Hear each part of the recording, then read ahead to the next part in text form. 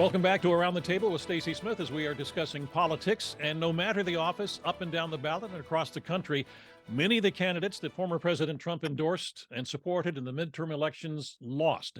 That includes here in Pennsylvania. So, Keith, will these defeats now diminish President Trump's influence in the party and his chances of securing the 2024 GOP presidential nomination?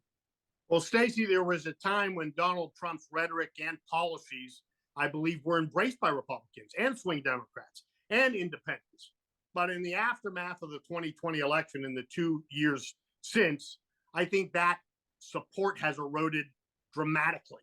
The new version of President Trump, in my opinion, is unelectable in 2024.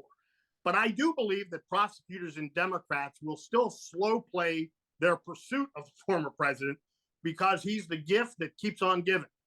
But I believe sometime in the new year, the former president will be forced out of the 24 presidential sweepstakes. If he were to take my counsel, I would tell him that I think he has a real shot here and he should stay in. That's And what you would be committing malpractice. Yeah, I hear it. Big surprise there. Oh, he should run. Oh, I think, yeah, it's a lock. So, The gift that keeps on giving. It will be interesting to see how long it takes the special counsel at DOJ to get this completed. Because in my opinion, while there are many different aspects they could be following, they only need to follow one, and that is the case with Mar-a-Lago and the records. It's from a prosecutor standpoint, I believe, a little bit that I know, it's pretty straightforward. He wasn't supposed to take stuff with him. He took it. He was asked to give it back. He kept it.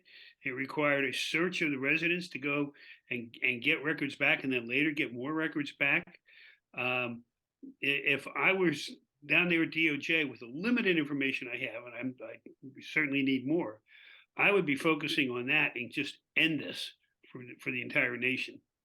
That's the quickest way. I so agree. It's so binary. How can you argue nuances in the federal statutes that are alleged to have been violated here when you have such clear and convincing evidence? It just speaks for itself. I agree. People are tired of this. For the last 4 or 5 years, we're coming for him, and he's done this and he's done that. But look at this. Yeah, you can go down all those other avenues of investigation, Governor, but that one right there, that's the checkmate in and of itself. Everything else becomes moot if you can make that case. So that this brings up the question. Both you, Jim, and Joe have said, oh, yes, let's let him be you want President Trump's name out there. So not that there would be any politics within the Department of Justice. What's the chances they're going to slow walk this to keep Donald Trump's name in the news? This new prosecutor, he won't do that. And I do think that at times there have been politics in the DOJ, but it has a sterling reputation over the years for doing its job and doing its job faithfully. I agree with that. I absolutely agree with that. But the thing is, unless he does get indicted, and it looks like that's a very likely thing on the issue that the governor mentioned. The GOP, and we've talked about this before, the GOP has a Donald Trump problem. There is still that rabid base of his that always sits around 35%, and it never waxes or wanes too far from that number.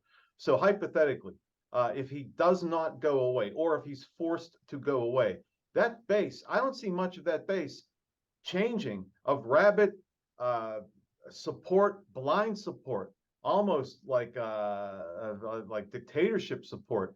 They just follow him blindly. If he cannot have that nomination, then in his mind, his narcissistic mind, neither can anybody else. And he will make sure that rabid base does what they have to do to prevent the GOP from winning. If I can't have it, then the GOP can't have it either. And until you break that fever of that 35%, it's going to be tough to have a conversation for the White House, no matter what happens to Donald Trump. No. Nobody else has any comment on that then? Well, we are almost out of time, so let's go ahead and wrap it up right now. Gentlemen, I want to thank you so much for being with us once again on Around the Table with Stacy Smith. And I also want to thank you for watching, and I hope that you join us again for the next edition of Around the Table with Stacy Smith.